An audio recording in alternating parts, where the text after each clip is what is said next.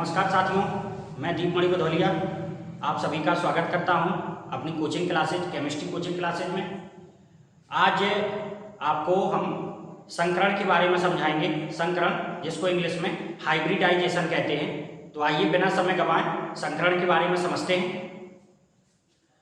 संकरण जो कि इंग्लिश में हाइब्रिडाइजेशन कहते हैं, पहले तो इसकी परिभाषा पर गौर करें। तो संकरण असमान ऊर्जा के परमाणु कक्षक जिनकी ऊर्जा कैसी हो, असमान अलग अलग हो, आपस में ऊर्जा पुनर्वितरित करके, ऊर्जा पुनर्वितरित का मतलब होता है ऊर्जा का आदान प्रदान करके, समान ऊर्जा के संकृत कक्षक बनाने की घटना को संकरण कहते हैं।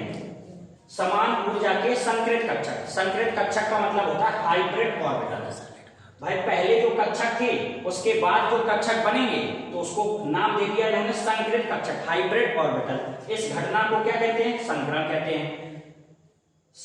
असमान ऊर्जा के परमाणु कक्षक, असमान ऊर्जा जिनकी ऊर्जा अलग अलग हो, असमान ऊर्जा के परमाणु कक्षक आपस में ऊर्जा पुनर्वितरित करके समान ऊर्जा के संकृत कक्षक बनाने की घटना को संकरण कहते हैं। संकरण में भाग लेने वाले कक्षकों की संख्या और संकरण के पश्चात प्राप्त होने वाले संकृत कक्षकों की संख्या आपस में बराबर होती है। जैसे कि यहाँ देखिए, एक S कक्षक हो गया और एक P कक्षक हो गया। इनका जब संकरण हुआ तो एक S कक्षक और एक P कक्षक, जब इनका संकरण हुआ तो कितने बनेंगे? 2 sp संकृत कक्षक बनेंगे। पहले कितने कक्षक भाग ले रहे हैं? देखिए, एक S कक्षक है, एक P कक्षक, तो 2 कक्षक हो गए। बाद में जो बनेंगे तो कितने sp बनेंगे? तो कितने sp संकृत कक्षक बने? 2 sp संकृत। जैसे अगर अभी भी किसी को डाउट हो तो देखिए, एक sp ये हो गया, एक sp ये हो गया, तो कितने कक्षक हो गए साथियों? 2 संकृत कक्षक हो गए। आप जानते हैं S कक्षक की ऊर्जा अलग होगी, P कक्षक की ऊर्जा अलग होगी, तो असमान ऊर्जा हो गई। आपस में इन्होंने ऊर्जा का पुनर्वितरण कर लिया, समान ऊर्जा हो जाएगी इनकी तो समान ऊर्जा हो जाएगी। तो समान ऊर्जा के संकृत कक्षक बनाने की घटना को संकरण कहते हैं। संकरण कितने प्रकार के होते हैं? तो संकरण sp संकरण, sp2 संकरण, sp3 संकरण, sp3d, sp3d2, sp3d3 संकरण। देखिए, sp संकरण, p जो p कक्षक होता है, P कक्षक के 3 भाग होते हैं, 3 प्रकार का होता है P कक्षक, Px, Py और Pz। P कक्षक 3 प्रकार के होते हैं। तो इसमें देखिए, एक P कक्षक आ जाएगा, कोई सा भी हो सकता है। इसमें 2 P कक्षक आ जाएंगे, कोई भी 2 हो सकते हैं, Px, Py, Py, Pz, Pz, Px। इसमें तीनों sp3, p3 का मतलब तीनों आ जाएंगे, Px भी, Py भी और Pz भी। तो इस प्रकार sp हो गया, sp2 हो गया, sp3 हो गया। इसके बाद फिर d लगा दीजिए, तो d लगाएंगे तो एक d लगाया, sp3d हो गया, एक और लगाया तो sp3d2 हो गया, एक और लगाया तो sp3d3 हो गया। इस प्रकार आप संकरण को याद रख सकते हैं। आइए अब हम संकरण की परिभाषा देखते हैं। संकरण की परिभाषा में sp संकरण, तो देखिएगा, sp संकरण में एक S कक्षक और एक P कक्षक आपस में ऊर्जा पुनर्वितरित करके समान ऊर्जा के 2 sp संकृत कक्षक बनाते हैं। कितने कक्षक हैं इसमें? एक S है, एक P है, तो टोटल कितने हो गए? 2। तो बाद में भी कितने बनेंगे? 2 ही बनेंगे, तो 2 sp संकृत कक्षक बनाते हैं। पूरी जानकारी सुनते जाइए साथियों। sp संकरण की ज्यामितीय आकृति रेखीय होती है, रेखीय। तो रेखीय होगी तो कोण कितने का बनेगा? 180 अंश का कोण बनेगा। क्लियर हो गया इतना? रेखीय, लीनियर, ज्यामितीय आकृति, ज्योमेट्री शेप इसका लीनियर होता है, कोण 180 अंश का होता है। इसके बाद sp संकरण में S लक्षण कितना, P लक्षण कितना, कितने परसेंट S लक्षण, कितने परसेंट P लक्षण। तो परसेंटेज तो पूरा 100 होता है। कितने कक्षक हैं आपके पास? एक S है, एक P है, तो टोटल हो गए 2, तो कितना आया? 50। तो S लक्षण 50%, P लक्षण 50%। ये हो गया sp संकरण के बारे में। एक बार फिर से रिपीट करते हैं, सुनिएगा। sp संकरण में एक S कक्षक, एक P कक्षक आपस में ऊर्जा पुनर्वितरित करके समान ऊर्जा के 2 sp संकृत कक्षक बनाते हैं। sp संकरण में s लक्षण 50%, p लक्षण 50% होता है। इसकी आकृति रेखीय होती है, लीनियर। कोण कितने का? 180 अंश का कोण होता है। sp2 संकरण देखिए, sp2 संकरण, इसमें एक s कक्षक और 2 p कक्षक देख रहे होंगे, एक s कक्षक 2 p कक्षक आपस में ऊर्जा पुनर्वितरित करके कितने बनाएंगे? 2 और 1 3, तो 3 sp2 संकृत कक्षक बनाते हैं। क्लियर होगा इतना? अब इसमें s लक्षण कितना, p लक्षण कितना, तो 100 तो टोटल परसेंटेज होता है। इसमें कितने कक्षक हैं? 2 और 1 3 का भाग दिया तो कितना है? 33.33%। तो s लक्षण हो गया 33.33%, p उसका 2 गुना है तो 66.66% हो गया। इसकी आकृति कैसी होती है? इसकी आकृति होती है समतल त्रिकोणीय। समतल त्रिकोणीय इंग्लिश में कहते हैं ट्राइगोनल प्लेनर। ट्राइगोनल प्लेनर कोण कितने का होगा? 120 अंश। ये हो गया sp2 संकरण के बारे में जानकारी। फिर से रिपीट करते हैं, फिर से लिखिएगा।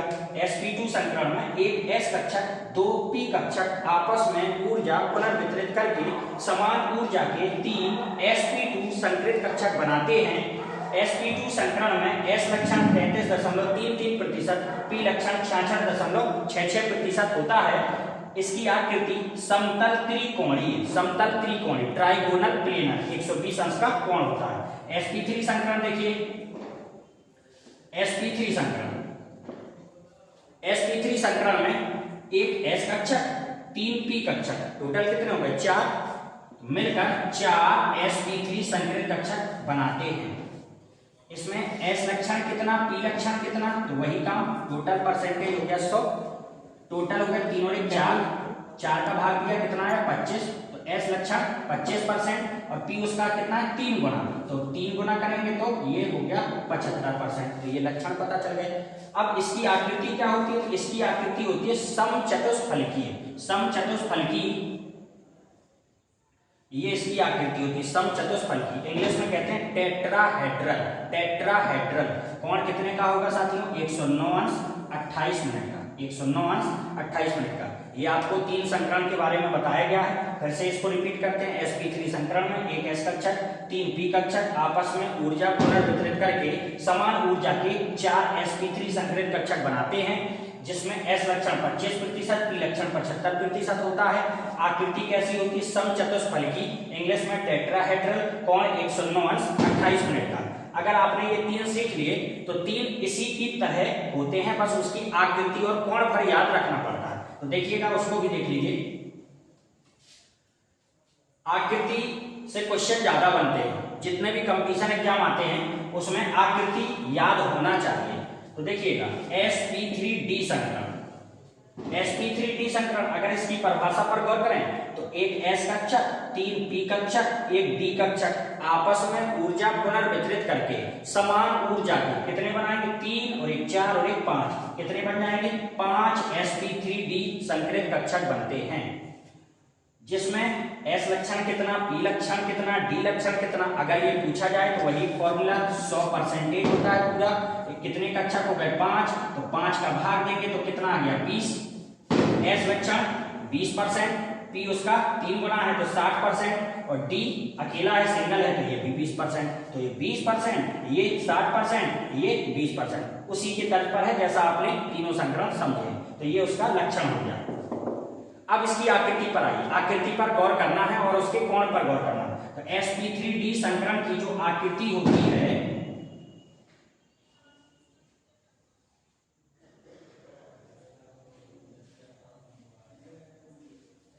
इसका नाम है त्रिकोणीय द्विपिरामिडीय। त्रिकोणीय द्विपिरामिडीय इंग्लिश में बोलते हैं ट्राइगोनल बाइपिरामिडल। Trigonal bipyramidal. कोण क्या बनता है? तो साथियों देखिए, ये तो आपको दिख ही रहा होगा 90 अंश का कोण है, और ये जो है ये 120 अंश के कोण हो जाएंगे। 120 अंश का, तो उसमें 2 प्रकार के कोण होते हैं, एक 120 अंश का, एक 90 अंश का। ये जो है इस प्रकार से, अगर ये जो त्रिभुज है मान लीजिए ये हथेली में बना हुआ है, ये ऊपर वाली जो रेखा है ये लंबवत है और ये जो नीचे वाली रेखा है ये भी लंबवत है नीचे। तो एक ऊपर रेखा हो गई, एक नीचे रेखा हो गई, तो ये कोण कितने का बनाएंगे 90 अंश का, तो ये 90 अंश का हो गया। और ये कोण कितने का 120 अंश का। नाम फिर से सुन लीजिए, नाम है इसका त्रिकोणीय। तीन त्रिभुज में तीन कोण होते हैं, तो त्रिकोणीय द्विपिरामिडीय ट्राइगोनल बाइपिरामिडल कोण आपके सामने 120 अंश और 90 अंश। आगे देखिए sp3d2, sp3d2 अगर इसकी परिभाषा पर गौर करें तो परिभाषा तो सबकी एक ही जैसी बन रही है। एक s कक्षक, 3 p कक्षक, 2 t कक्षक आपस में ऊर्जा पुनर्वितरित करके समान ऊर्जा के कितने 3 1 4 और 2 6 sp3d2 संकरित कक्षक बनाते हैं, जिसमें s लक्षण, p लक्षण, d लक्षण वो हमने आपको निकालना सिखाई दिया है। अब इसकी आकृति पर गौर करें तो इसकी आकृति जो होती है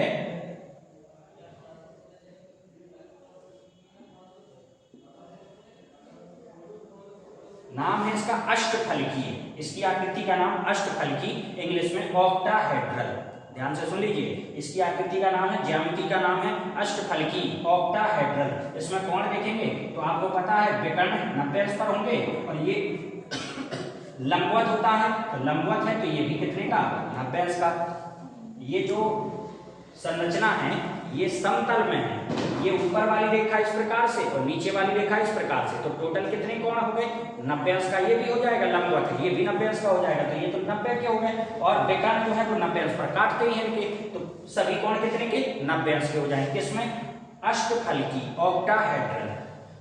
आखिरी देखिए साथियों, आखिरी होता है sp3d3।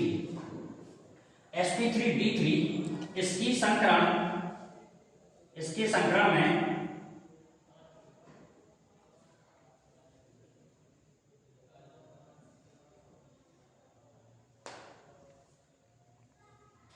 पंचभुज के आकार की संरचना होती है। इसको